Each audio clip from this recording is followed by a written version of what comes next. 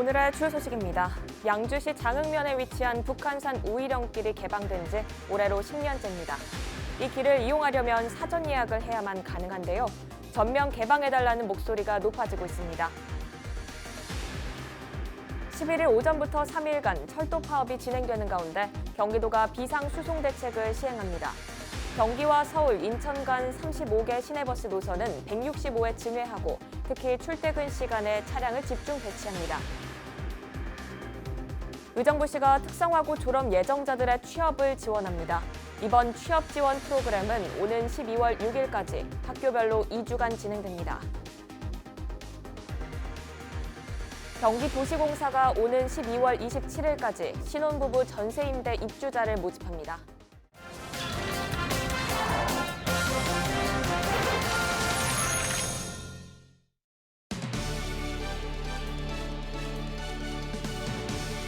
여러분 안녕하십니까? 헬로티비 뉴스 나라입니다. 오늘의 첫 소식입니다. 양주시 장흥면에 위치한 북한산 우이령길이 개방된 지 올해로 10년째입니다. 이 길을 이용하려면 사전 예약을 해야만 가능한데요. 전면 개방해달라는 목소리가 높아지고 있습니다. 김소영 기자입니다. 북한산 국립공원 양주 우이령길 입구입니다. 일명 소깃고개로 알려진 우이령길은 양주시 장흥면 교연리와 서울의 우이동을 잇는 길입니다. 이 길은 지난 1968년 1월 21일 김신조 등 청와대 피습 사건으로 민간인 출입이 금지됐습니다.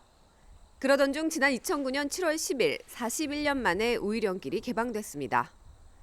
생태계 보존을 전제로 사전 탐방 예약제를 통한 탐방로 개방이 조건이었습니다. 인터넷 혹은 전화로 사전 예약해야만 우이령길을 이용할 수 있게 된 겁니다. 양주에서 출입할 수 있는 인원수는 매일 500명으로 제한되어 있습니다. 주말이면 500명 사전 예약이 꽉 찰 정도로 북한산 둘레길 인기 코스 중 하나입니다. 여기가 500명 돼요, 주말에. 주말에 거의 500명 꽉 차요? 예. 양주시와 양주시의회는 사전 예약제로 운영 중인 북한산 우이령길의 전면 개방을 촉구하고 나섰습니다. 지난 2009년에 조건부로 개방되긴 했지만 주민 불편은 여전하다는 것. 이 길로 서울을 매일 다녀야만 하는 장흥면 주민들도 사전 예약을 해야만 이용이 가능합니다. 탐방로라든지 아니면 우리가 오봉이라든지 많이 다니고 있는데 인원을 제한하기 때문에 그 부분을 다른 이제 21개의 탐방로가 있습니다. 근데 전체를 다 개방을 하고 있는데 지금 우이령길만 통제를 하고 있기 때문에 그 부분을 좀 형평에 맞게끔 전면 개방을 해달라 이런 취지에서 방문을 했었습니다. 양주시는 북한산 국립공원 측과 지난 10여 년 동안 우이령길 전면 개방을 끊임없이 협의하고 있다며 앞으로도 계속 추진하겠다는 뜻을 밝혔습니다.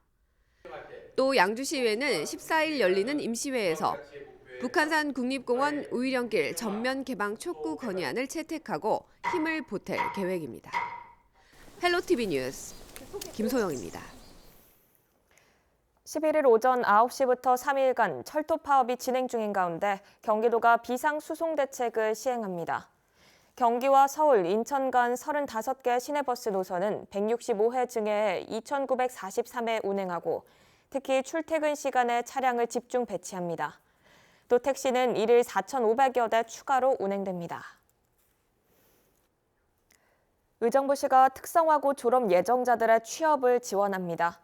이번 취업 지원 프로그램은 오는 12월 6일까지 학교별로 2주간 진행합니다. 교육에선 맞춤형 진로 설계에서부터 이력서와 자기소개서 작성, 면접 요령, 신입사원 예절 등 취업 성공에 필요한 내용을 학생들에게 전달할 계획입니다.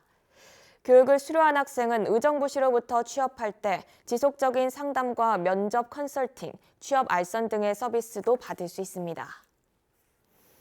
경기도시공사가 오는 12월 27일까지 신혼부부 전세임대 입주자를 모집합니다. 신청 대상은 무주택 경기도민 중 월평균 소득이 전년도 도시근로자 가구당 월평균 소득 이하이며 국민임대주택 자산 기준을 충족하는 신혼부부 등입니다. 자세한 사항은 경기도시공사를 통해 확인이 가능합니다.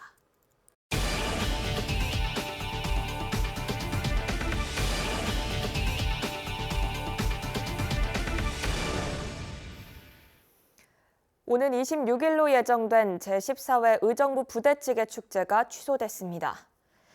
의정부시는 지난 10일 아프리카 돼지열병 확산 방지를 위해 축제를 취소한다고 밝혔습니다.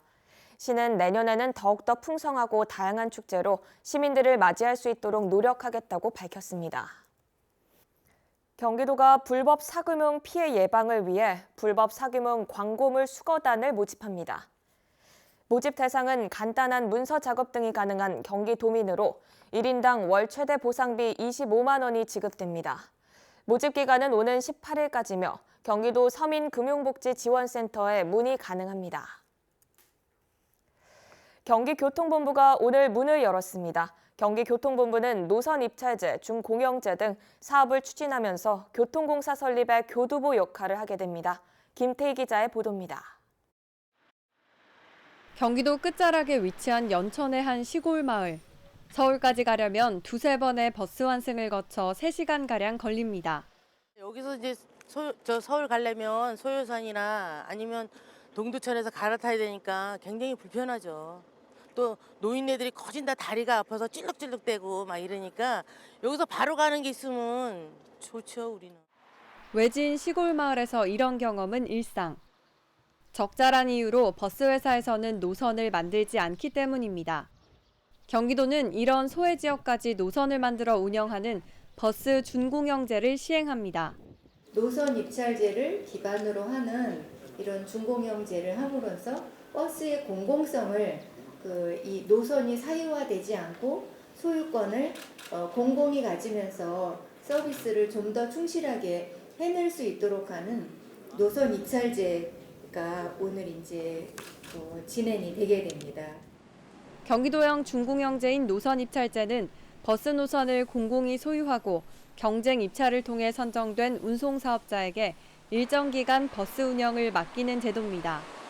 노선 입찰제 방식의 버스 준공영제 시범사업 등을 추진할 경기교통본부가 출범했습니다. 이로써 민선 7기 핵심 정책인 교통공사 설립도 탄력받을 전망입니다.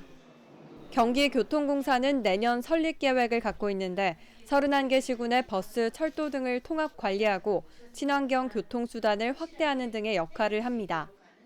경기교통본부는 이달 중 광역버스 16개 노선에 대한 입찰 공고를 해 운송 사업자를 모집하고 내년부터 준공영제 시범 사업을 할 계획입니다. 경기주의TV 김태희입니다. 경기도 주식회사와 중소기업 유통센터가 오는 17일까지 신세계백화점 영등포점에서 장애인 표준사업장 특별 판매전을 개최합니다. 이번 판매전은 도내 장애인 표준사업장 제품의 우수성을 알리고 참여기업의 판로 확대 등을 위해 마련됐습니다. 경기도 주식회사 관계자는 대형 유통사와 상생협력을 지속적으로 확대해 사회적 가치를 실현하고자 한다고 밝혔습니다. 양주시가 주민주도형 도시재생을 위한 2019년도 도시재생대학 참가자를 모집합니다.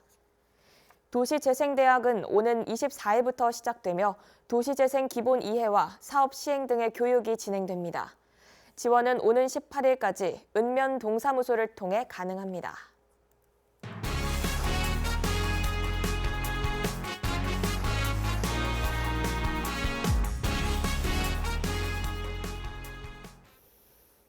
날씨가 추워지면서 벌써부터 전기장판을 꺼내 사용하시는 분들이 늘어나고 있습니다.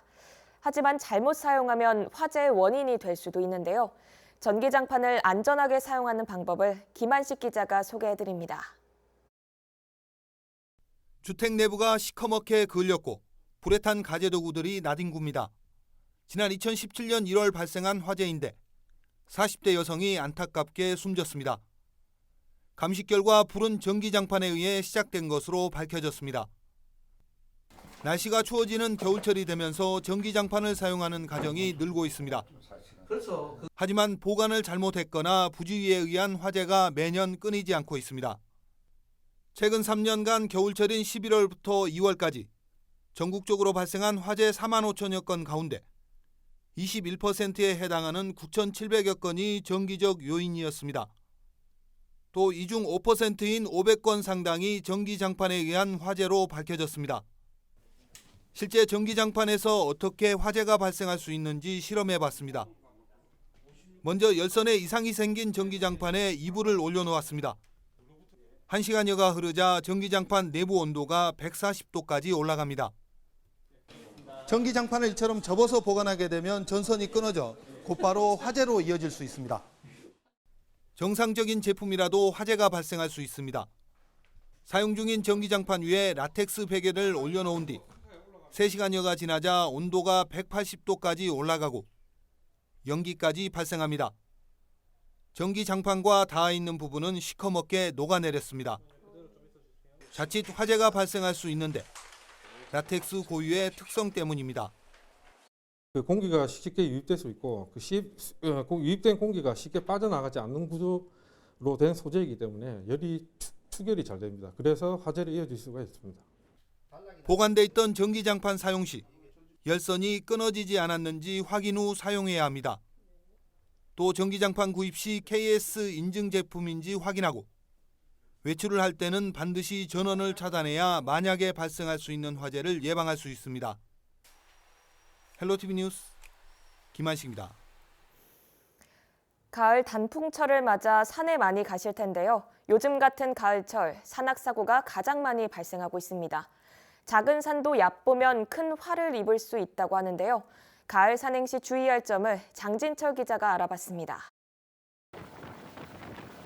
헬기에서 내려온 119 구조대원들이 바위에 누워있는 등산객을 구조합니다.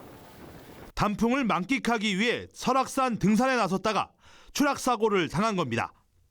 해마다 단풍이 들기 시작하는 9월부터 11월이면 이 같은 산악사고가 급증하고 있습니다.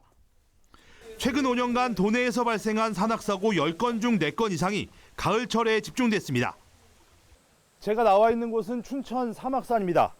정상까지 높이는 약 655m, 그다지 높지 않은 산이지만 산 이름에 악자가 들어있는 만큼 등산로 대부분은 이처럼 바위와 돌로 되어 있습니다. 그만큼 실족과 추락 위험이 매우 높습니다. 올라갈 때보다 체력이 떨어진 내려올 때가 더욱 위험합니다. 그 등산로가 아닌 그런 데 있잖아요. 그런 데들 엉뚱하게 막 술 마시고 뭐 이렇게 해가지고 그래서 실족하는 것 같아. 위에도 올라가면 지금 한잔 하더라고요. 한잔 하면은 아무래도 몸이 흔들흔들 하잖아요. 그죠. 가을 산행 중 탈진하는 경우도 많습니다. 서너 시간 이상 산행을 하는 경우 만약을 대비해 체온을 유지할 수 있는 여벌의 옷과 비상식량, 휴대폰 예비 배터리도 준비해야 합니다. 특히 등산로가 아닌 곳으로 갈 경우 산짐승을 만나거나 다치게 되면 위치를 찾기 어려운 만큼 반드시 지정된 등산로를 이용하는 게 안전합니다. 지정된 등산로를 이탈하여 산행하시는 것은 매우 위험할 수 있습니다.